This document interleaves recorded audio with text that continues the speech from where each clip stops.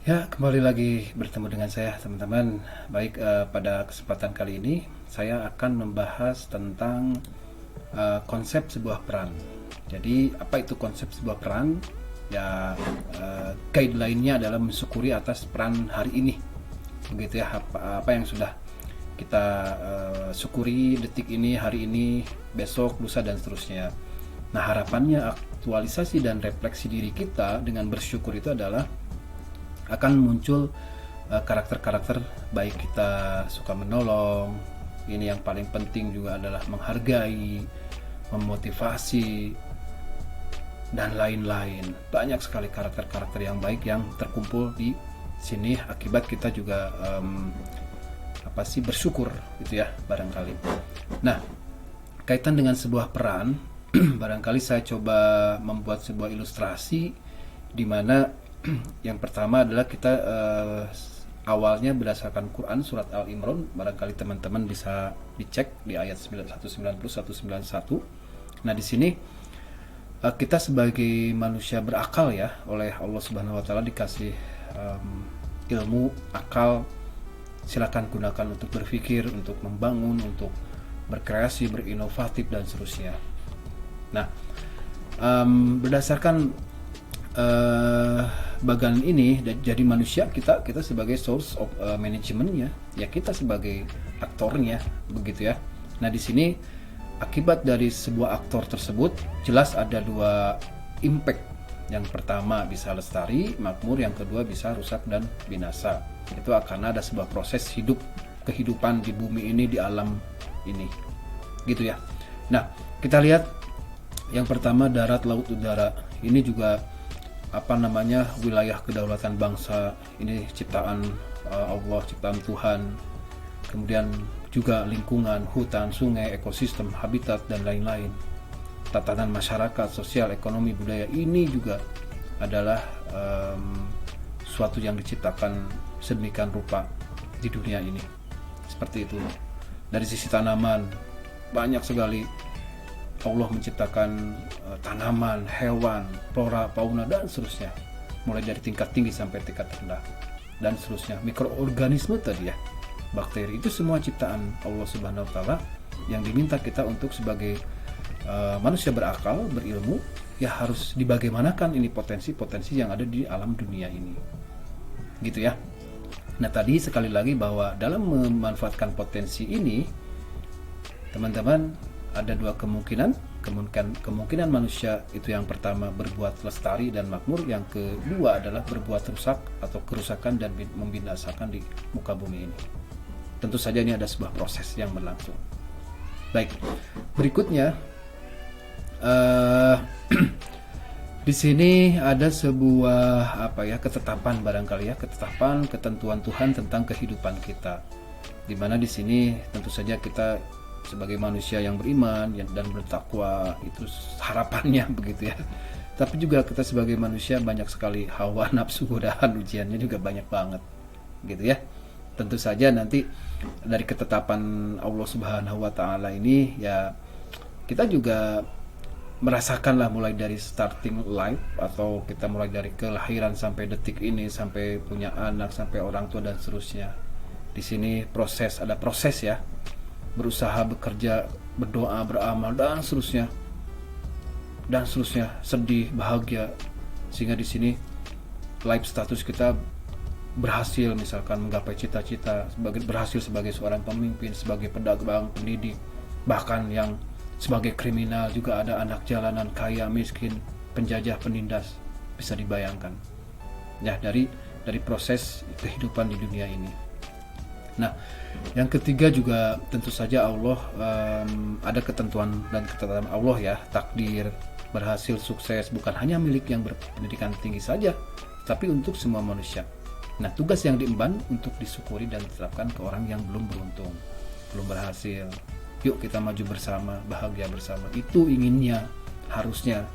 Nah, di sini juga ada proses kehidupan ya, sadar, bersimpuh, berdoa, beramal, berbuat baik, saling menolong. Sehingga juga sebagai manusia, karena sadar tadi, memikirkan tentang adanya kehidupan yang lebih abadi di akhirat. Pertimbangan amal baik buruk kita Itu teman-teman, sebagai insan manusia, gitu ya maksudnya. Nah, tentu saja dari sebuah perjalanan hidup kita tentu saja ada impact ya, ada aktualisasi diri dari sebuah konsep gitu ya. Jadi tadi dijelaskan bahwa ini sebuah proses, bahwa ketentuan Allah ya harapannya kita baik-baik gitu ya, harapan kita gitu ya. Tetapi pada perjalanan kita sedih dan seterusnya, itu nggak ada masalah. Tetapi pada prinsipnya juga ya, aktualisasi diri dari sebuah konsep peran nanti yang diharapkan oleh Allah itu ya, ya kita memiliki sebuah karakter yang baik-baik lah gitu mungkin ya, kurang lebihnya. Ini ada high gratitude, rasa syukur yang tinggi atas atas pencapaian hari ini, good karakter yang lain gitu ya. Kemudian vertical horizontal lain, hubungan antara sang pencipta, manusia, lingkungan akan semakin seimbang dan harmonis gitu ya. Collaborative activities, bukan lagi kita karena merasa hebat kita bekerja sendiri, sikut sana sikut sini, tetapi kita collaborative system. Juga kita role substitution, peran yang kita jalankan ini merupakan substitusi peran orang lain gitu ya. Bahwa bukan berarti orang lain yang tidak berhasil itu gagal, bukan, tetapi itu ada peran kita gitu. Kita sebagai orang yang berhasil ya tolonglah, tanda kutip, kalau misalkan dianggap itu orang belum berhasil, kita tolong dengan sebuah sistem, dengan sebuah kebaikan kita dan seterusnya. Sehingga di sini kalau kita paham akan bahwa ini adalah sebuah ketetapan Allah, bahwa detik ini saya dijadikan sebagai pemimpin yang berhasil, misal saya dijadikan sebagai pedagang yang berhasil, saya dijadikan sebagai siswa yang berprestasi, artinya juga tidak akan mengklaim pada akhirnya, tidak akan pernah mengklaim tentang suatu keberhasilan apapun atas nama diri pribadi. Keberhasilan pada dasarnya berasal dari komponen aditif atau kolaboratif. Jadi keberhasilan pada hakikatnya izin dari Allah Subhanahu wa ta'ala. Itu yang jarang disadari karena kita lupa bersyukur. Begitu. Nah, ini ada beberapa quote barangkali ya dari konsep peran tadi. Syukurilah dan manfaatkanlah peran itu sebaik mungkin. Yang jadi dosen, jadilah dosen yang baik. Yang jadi pejabat, jadilah pejabat yang adil, dan lain-lain. Atau apakah Anda sanggup menggantikan peran orang lain? Maksud saya, peran yang lebih buruk menurut kita dari peran sekarang. Silakan direnungkan. Baik, berikutnya, sekecil apapun gerakan kita di muka bumi ini, pada hakikatnya itu merupakan arahan, kendali, dan atas izin dari Allah Subhanahu wa ta'ala. Sekalipun itu perbuatan jahat atau yang merugikan manusia, di dalamnya ada sebuah pesan tersirat, ada sebuah resiko. Ya, artinya begini, dia seorang penjahat berhasil merampok ya karena sama Allah diizinkan. Kalau nggak diizinkan, bagi Allah sangat mudah untuk menggagalkan sebuah perampokan itu. Ada apa di situ? Silakan dipikirkan.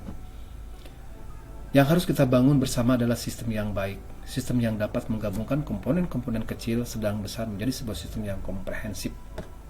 Orang-orang yang menurut kita tidak baik sehingga memunculkan rasa like and dislike, belum tentu orang tersebut tidak baik. Itu karena kita aja yang tidak bisa merangkul dan mengarahkan, atau jangan-jangan malah kita justru yang tidak baik, iri dengki yang mengkarat. Mangga diemutan. Apabila teman-teman merasa hebat, merasa sukses, merasa berhasil, hati-hati jangan terjebak. Hanya ada dua kesimpulan. Merasa hebat karena perjuangan dan kehebatan sendiri, implikasinya tidak peduli dengan orang lain. Implikasinya sombong, bangga. Yang kedua, menjadari bahwa kehebatan itu merupakan kehebatan dari Allah Subhanahu wa ta'ala yang dititipkan kepada kita. Implikasinya sangat nyata. Pasti bersyukur, pasti membantu orang, pasti berbuat baik, pasti membuat sistem yang menguntungkan semua orang, baik untuk makhluk, untuk semua makhluk yang ada di bumi ini. Jangan pernah berpikir untuk merubah karakter seseorang. Karakter yang baik dan buruk diciptakan karena Allah yang mengizinkan. Bagi Allah sangatlah mudah hanya sekedar untuk merubah karakter.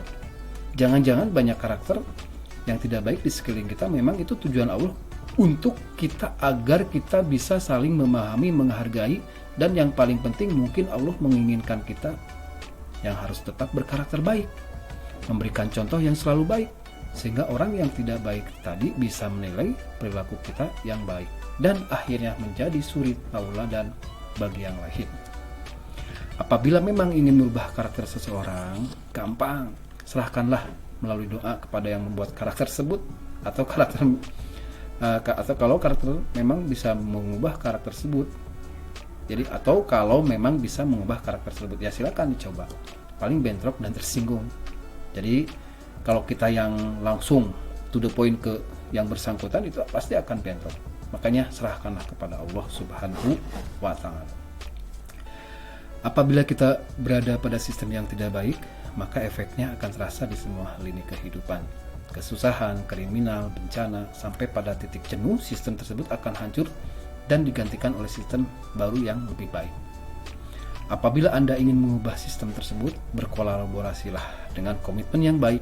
Karena kalau Anda bicara sendirian, walaupun ide dan kemampuan Anda sangat hebat, semua itu percuma saja, sia-sia, dan hanya luapan emosional saja. Tidak ada usaha yang konkret atau nyata.